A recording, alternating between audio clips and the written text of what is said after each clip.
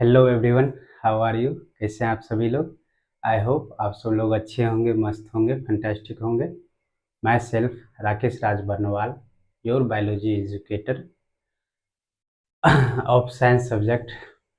Okay, now I am ready to explain you our digestive system, means human digestive system. Okay, हम human digestive system के बारे में बात करेंगे कि हमारा ह्यूमन डाइजेस्टिव सिस्टम कैसे वर्क करता है, कैसे क्या उसका स्ट्रक्चर है, कैसा क्या उसका फंक्शन है।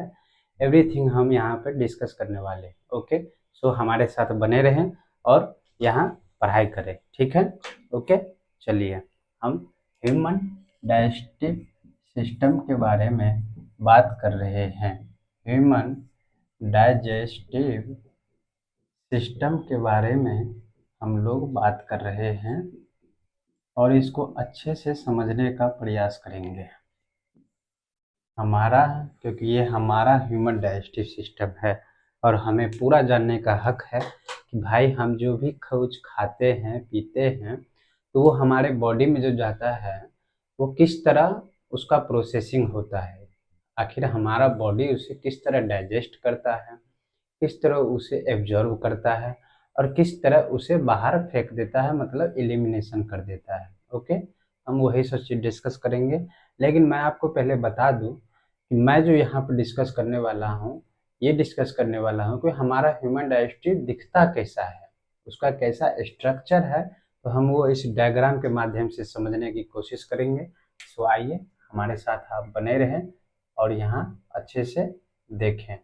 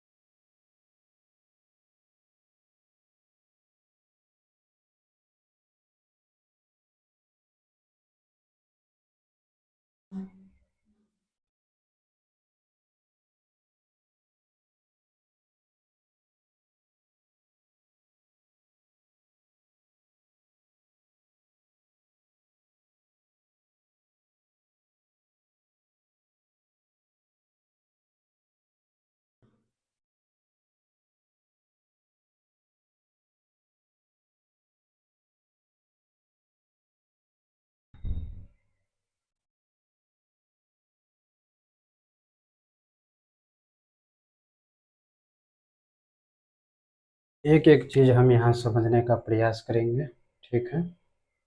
हमारे साथ बने रहें।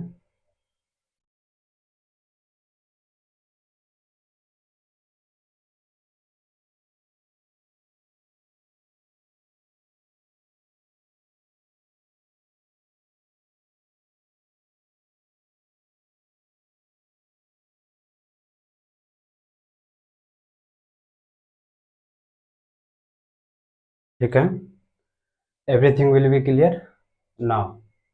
हम यहाँ बात करने वाले हैं, ये हमारा नॉस्ट्रिल है, ठीक है?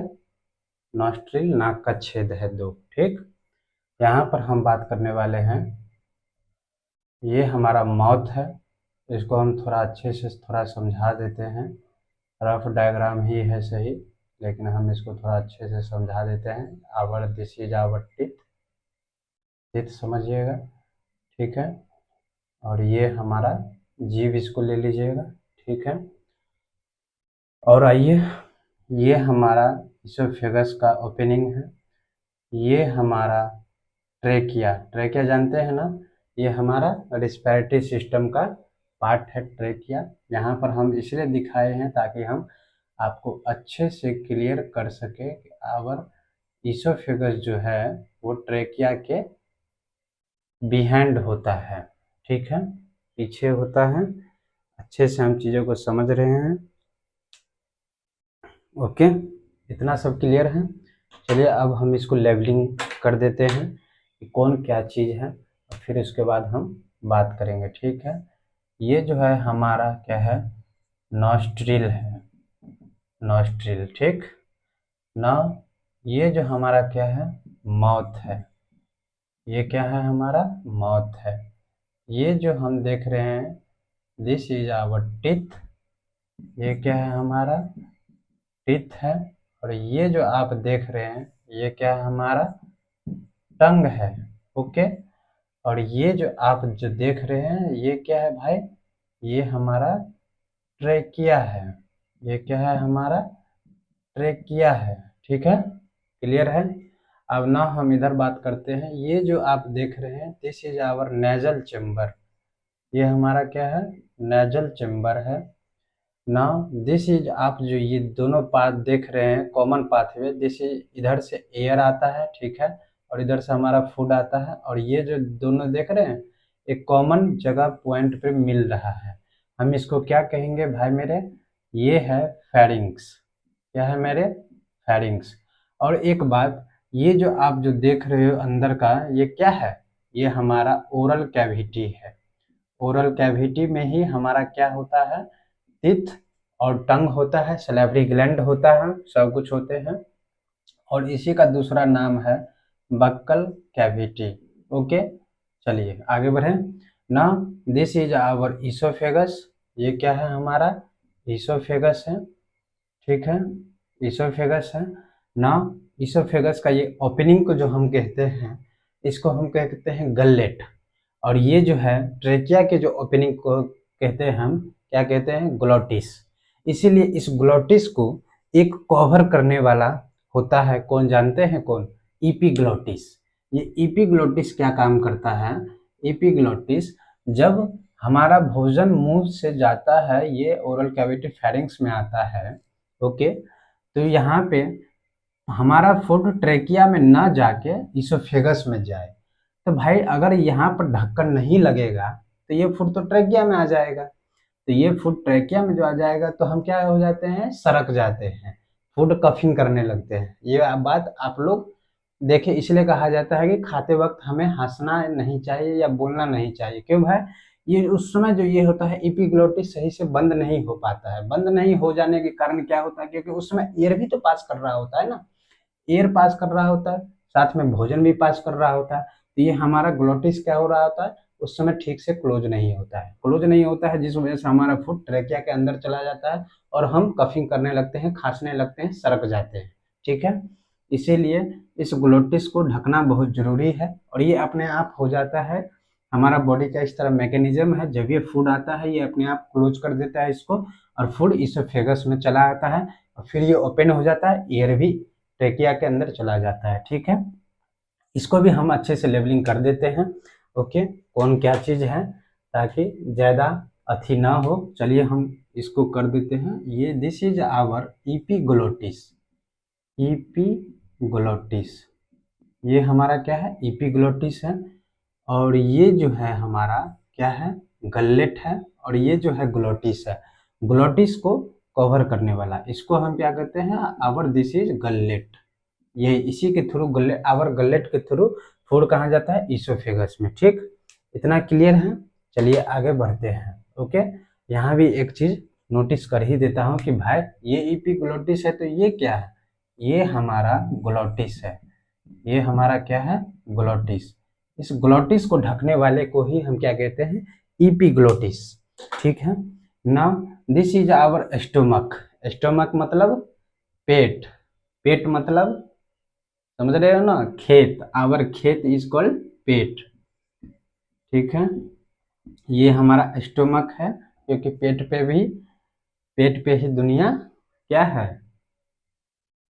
निर्भर है। बिना पेट का सवाल है, वो कहते हैं ना, वही वाली बात है। और ये देखिए स्टोमक हो गया ये।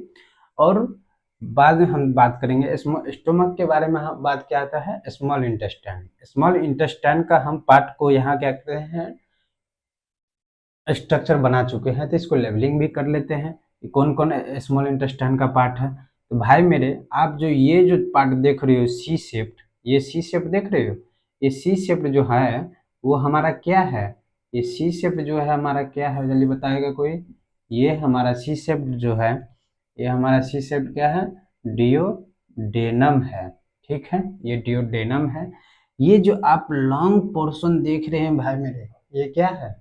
ये है जेजुनम। जो क्या है? स्मॉल इंटेस्टाइन का पार्ट है जेजुनम। ठीक है, ये स्मॉल इंटेस्टाइन का पार्ट है जेजुनम।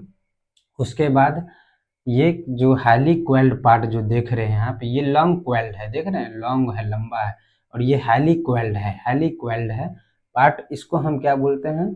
इसको हम, ये भी स्मॉल इंटेस्टाइन का पार्ट है, और दिस इज आवर, ये क्या है भाई मेरे? इलियम। ये क्या है? इलियम। ये क्या है? इलियम। स्मॉल इंटेस्टाइन का, तीनों क्या है? स्मॉल इंटेस्टाइन का पार्ट है ना। और यहाँ पर एक और स्ट्रक्चर होता है भाई मेरे, अपेंडिक्स बना दिया हूँ मैं। ये this is our large intestine का पार्ट है, this is our large intestine का पार्ट है। इसका क्या नाम है? सीकम। क्या नाम है इसका? सीकम। ठीक है, और उसके बाद ये जो है पार्ट, ये और ये चार पार्ट जो है हमारा कॉलन का पार्ट है। Ascending colon, transverse colon, descending colon, और ये जो आप पार्ट देख रहे हैं सिग्मोइड कॉलन। ओके, उतना को हम लेवलिंग नहीं करेंगे कि कौन कौन पार्ट है, कितना है, बस हम ये अथी कर देते हैं कि हमारा ये पार्ट जो है कॉलन है, ये पार्ट जो है कॉलन है, ये पार्ट जो है कॉलन है, ये पार्ट जो है कॉलन है। ठीक, इसी का चार पार्ट है, ये सब क्या है? हमारा कॉलन है। और now this is our rectum, जहाँ पे हमारा क्या होता है? फीकल मैटर स्टोर होता है। This is our rectum. ठीक है, और now this is our anus. Anus, इसी के थ्रू हमारा क्या होता है? हमारा फीकल मैटर बाहर निकल जाता है। और ये जो आप कैनाल जो देख रहे हैं, this is called anal canal. ठीक है, एनी डॉट? कोई डॉट? अब सर आप तो ये बताए ही नहीं कि यहाँ पे पेनक्रियाज कहाँ है, लीवर कहाँ है, क्या कहते हैं फिर ये हमारा लंग्स कहाँ है, ये तो आप बताए नहीं। आप खुद ही देख लीजिए, यहाँ पर जो हम इतना चीज़ बताएंगे तो ये डायग्राम कितना कम्प्लेक्स बन जाएगा, फिर हमें समझने में भी चीज़ें दिक्कतें होंगी। इसलिए हम उतना ना बना के सिर्फ हम यहाँ रफली शो कर देते हैं कि यहाँ पर हमारा ये चीज़ होता है, यहाँ पर ये चीज़ हो जाता है, यहाँ पर ये चीज़ हो जाता है। रफली हम यहाँ क्या करते हैं? शो कर देते हैं। जैसे कि देख लीजिए, यहाँ पे एक चीज़ दिखा रहा हूँ। यहाँ जो होता है हमारा क्या होता है जानते हैं? ये है जो part, this is our diaphragm. Diaphragm, ठीक। और यहाँ जो ये ट्रेकिया पार्ट है, दिस इज आवर लंग्स। यहाँ पर जो होता है हमारा लंग्स होता है।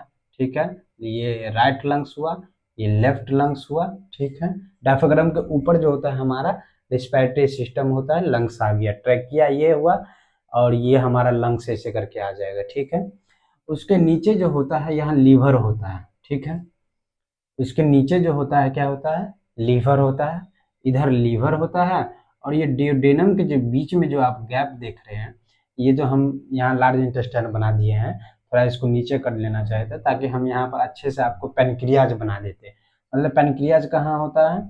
ये स्टोमक और डियोडेनम के बीच का जो ये सी शेप्ड सेक्शन देख रहे हैं ना, उसी के बीच में आवर पेनक्रियाज होता है। ठीक है, तो हम फिर भी यहाँ लिख देते हैं, एक स्ट्रक्चर ये बना ही देते हैं ताकि यहाँ पूरा तरह से क्लियर रहे विजन, ताकि कल जाकर डॉट ना पड़े। थोड़ा सा कोऑपरेट कीजिएगा, ठीक है। ये जो है ना हमारा, ये मान लीजिए इधर पेनक्रियाज है, pancreas, this is our pancreas बना दिए हैं। ठीक है, दिस इज आवर पेनक्रियाज।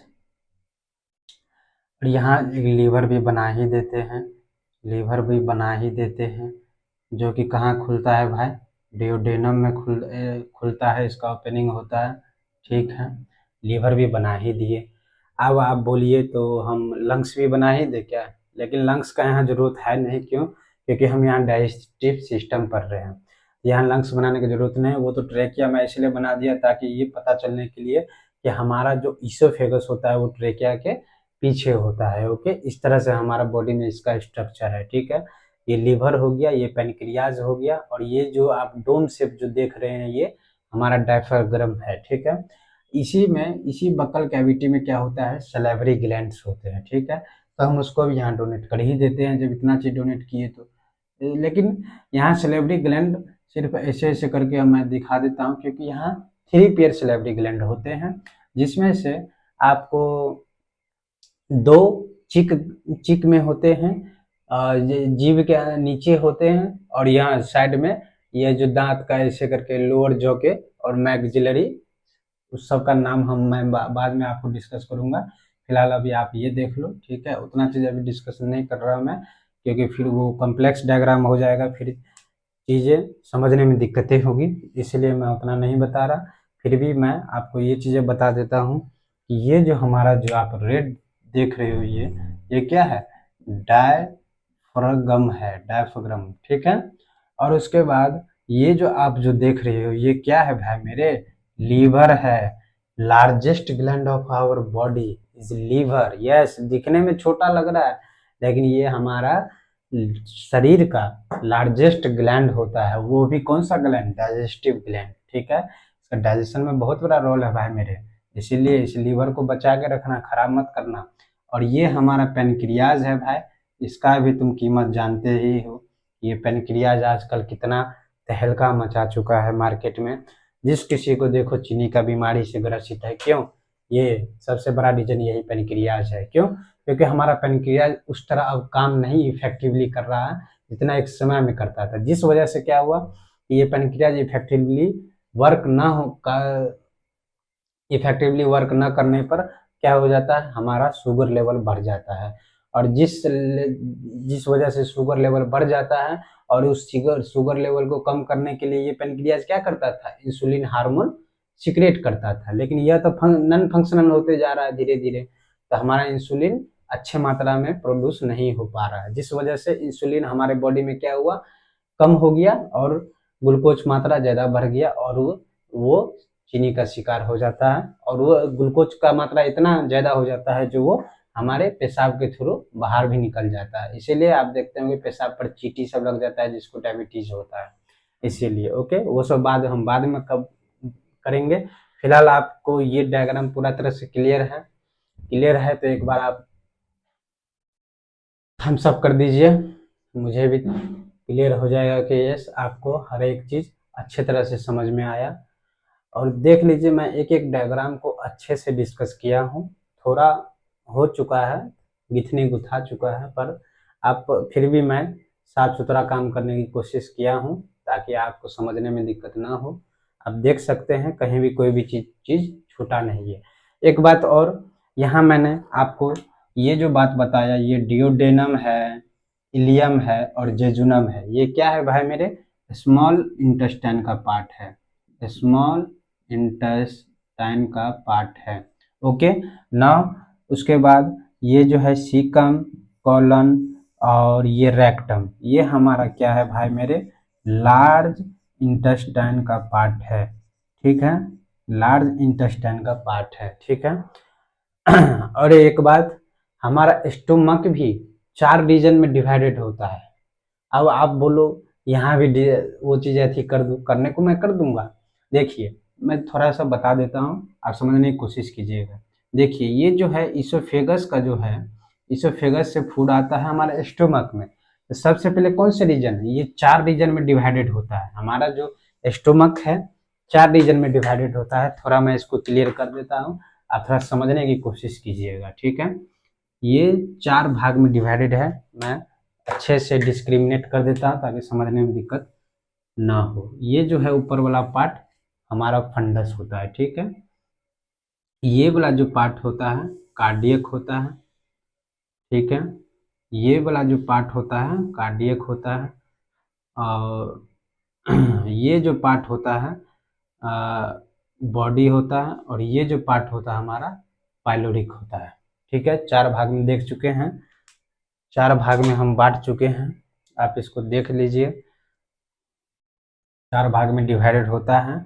ये हमारा हो गया फंडस, ये हो गया कार्डियक, ये हो गया फंडस, ये हो गया बॉडी और ये हो गया पाइलोरिक। 4 सेक्शन में हमारा स्टोमक डिवाइडेड है। हम उसको यहाँ पे नोट डाउन करते हैं, ठीक है। कर ही लेते हैं भाई डिस्कस, बाद में देखेंगे, जो होगा देखेंगे। यहाँ तो डिस्कस करने दो, ठीक है।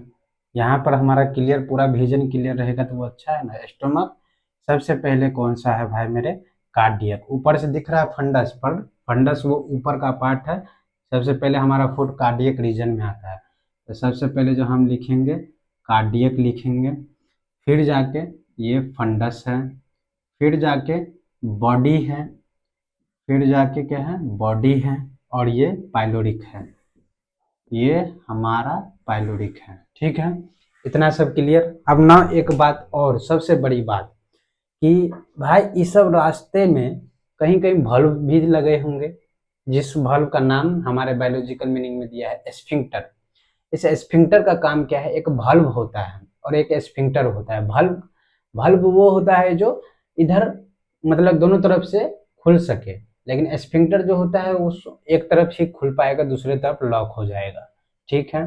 जैसे दरवाजा, कोई दरवाजा शीशा वाला दरवाजा आप देखे होंगे, वो आगे से भी खुल जाता है, पीछे से भी खुल जाता है, तो वो दरवाजा जो होता है वो भल्व का काम हो गया। और ये जो दरवाजा हम घर में दरवाजा देखते हैं, एक ही तरफ खुलता है, दूसरे तरफ बंद हो जाता है, तो वो हो गया स्फिंक्टर का काम। अब देखिए हमारा स्फिंक्टर कहाँ कहाँ होता है, जरा वो भी देख लीजिए। एक फर्स्ट स्फिंक्टर का मैं बात कर रहा हूँ मेरे दोस्त। तो फर्स्ट स्फिंक्टर जो होता है यहाँ होता है, यहाँ फर्स्ट स्फिंक्टर। वो भी कौन सा, नाम क्या देंगे इस स्फिंक्टर का, तो भाई मेरे ये पेट का जो है ना, गैस्ट्रो, गैस्ट्रो वर्ड दिया गया है, पेट से रिलेटेड गैस्ट्रो। और ये जो है हमारा ईसोफेगस है, तो गैस्ट्रो ईसोफेगल स्फिंक्टर, ठीक है। हम इस स्फिंक्टर को क्या बोलेंगे, गैस्ट्रो ईसोफेगल स्फिंक्टर। इसका काम क्या है भाई मेरे, एक बार फूड हमारे पेट में चला जाता है तो ये लॉक कर देता है, ताकि फूड हमारा ऊपर की तरफ न जाए, नीचे की तरफ। अब सर बोलोगे कि सर हम जब वॉमिटिंग करते हैं तो ये तो खुल जाता है, तो वो क्या होता है, फोर्सफुल खुलता है। और जबरदस्ती किसी रास्ता को खोलोगे तो वो तो खुलेगा, क्यों नहीं खुलेगा, लेकिन फोर्सफुल खुलता है जब हम वॉमिटिंग करते हैं, तो यही रास्ता ओपन हो जाता है और ये वॉमिटिंग के थ्रू बाहर हो जाता है, मौत के थ्रू, ठीक है। इतना सब क्लियर है ना। उसके बाद एक और स्फिंक्टर आता है यहाँ, ये यहाँ जो एक स्फिंक्टर यहाँ जो आप देख रहे हैं, एक और स्फिंक्टर होता है। क्यों, क्योंकि आप भाई जो भोजन जो हमारा फूड है वो डियोडेनम में चला जाएगा, ये बैक फ्लो फिर से स्टोमक में न चला जाए, इस वजह से यहाँ पे एक फिर स्फिंक्टर डाल दिया। इस स्फिंक्टर का क्या नाम है, पाइलोरिक। पाइलोरिक रीजन में स्फिंक्टर है मेरे दोस्त, इसको हम क्या बोलेंगे, पाइलोरिक स्फिंक्टर, ठीक। 2 स्फिंक्टर का मैंने बात किया है, एक गैस्ट्रो, यहाँ मैंने लिख देता हूँ स्फिंक्टर, बाकी डिनोट तो मैं कर ही दिया हूँ, आप देख लेना, वहां पर लिखने का जगह नहीं है, मैं यहाँ लिख देता हूँ कि हमारा स्फिंक्टर जो है कितने होते हैं स्फिंक्टर, ठीक है। स्फिंक्टर सबसे पहला गैस्ट्रो ईसोफेगल स्फिंक्टर, ठीक है, सबसे पहला। दूसरा है पाइलोरिक स्फिंक्टर, ठीक है, जो कि क्या, इसका काम क्या है, पेट से ईसोफेगस में भोजन ना चला जाए इसको रोकने के लिए। पाइलोरिक का काम क्या है, पाइलोरिक स्फिंक्टर का, इसका काम क्या है कि डियोडेनम से फूड वापस पेट में न चला जाए, स्टोमक में न चला जाए, इसको रोकने के लिए। नौ तीसरा स्फिंक्टर, तीसरा स्फिंक्टर का हम मैं बात करूंगा इधर। फिर यहाँ एक आता है, यहाँ एक भल्व आता है, यहाँ एक क्या आता है, भल्व आता है, इलियोसिकल भल्व। एक चीज तो मैंने यहाँ पर डोनेट ही नहीं किया मेरे भाई, ये जो है अपेंडिक्स है। अपेंडिक्स जो है कि हमारे बॉडी में अब नॉन फंक्शनल हो चुका है, इसलिए नॉन फंक्शनल हो चुका है क्योंकि अब हम घास फूस नहीं खाते हैं। मेन अपेंडिक्स का वही काम था उसको, ठीक है। अब ना यहाँ पर एक होता है इलियोसिकल भाल्व, ठीक है। स्फिंक्टर तो मैं देख चुका है, यहाँ भाल्व होता है। भाल्व मतलब फ्लो इधर से उधर आराम से इजीली फ्लो कर सकता है, कोई दिक्कत नहीं है। क्यों भाई, क्योंकि यहाँ तो एब्जॉर्प्शन होना है ना उसको। अब डाइजेशन का क्रिया खत्म हो गया, अब यहाँ एब्जॉर्प्शन होना है। तो बैक फ्लो इधर से उधर होता रहता है चीजें को अच्छे से, ताकि एब्जॉर्ब कर सके, उस चीज के लिए यहाँ पर वाल्व दिया गया है। इस वाल्व को मैं यहीं डोनेट कर देता हूँ। ये जो हो गया हमारा इलियम से आ गया इलियो, इलियो, इलियम से क्या आ गया इलियो, सीकल, सीकम से क्या आ गया सीकल वर्ड है, सीकल वर्ड है, सीकल वाल्व। ठीक है, क्लियर है, यहाँ इलियम सीकल वाल्व हो गया। ठीक है, नाउ उसके बाद जो हमारा आएगा, ऐसे करके खाना आ गया, ऐसे करके आ गया, तो भाई एक स्फिंक्टर तो यहाँ भी है, एक स्फिंक्टर तो यहाँ भी है, क्योंकि अगर यहाँ पे स्फिंक्टर ना रहे अगर, तो क्या होगा भाई मेरे, जितना भी पदार्थ है वो तो डायरेक्टली बाहर निकल जाएगा।